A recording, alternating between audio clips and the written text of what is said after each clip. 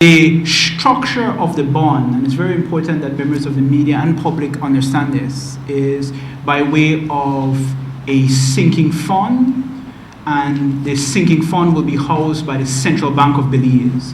And so what we have done to ensure that bondholders will never ever be at risk is that we will pledge the most reliable of our revenues, which is our government subvention and the head tax. And those will be paid directly from the central government into the Central Bank of Belize. And the Central Bank of Belize has already agreed to act as the payment agent. And so that fund, over the period of 2 years, 5 years, and 8 years, will have within it sufficient amounts to be able to meet the interest payments and the principal payments to bondholders.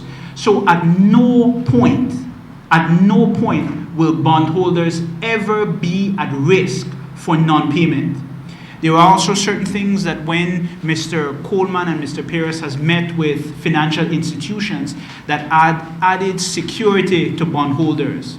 For example, many of the people who have expressed interest in the municipal bond program are institutional investors who pay the city tremendous amounts of property taxes, trade license, and other fees.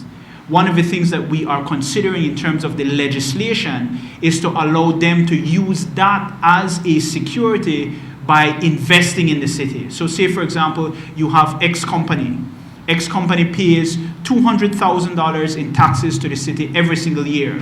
They are willing to invest in the second part of the first tranche, which is a 5-year series, and they want to buy $1 million of the bond.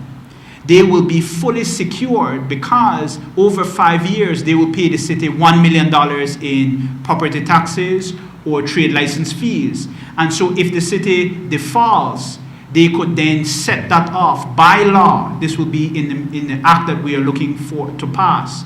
But in addition to that, all bondholders' money will already be in the central bank. So we're saying to people that we will never come to that.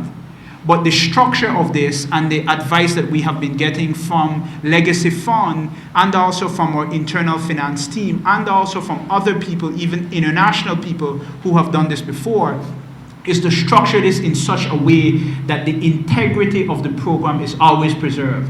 Bondholders, their monies are always secure, and we, in terms of the political office, we ensure that we do the right thing, putting in place the necessary measures for transparency and accountability so that at no point would bondholders be at risk.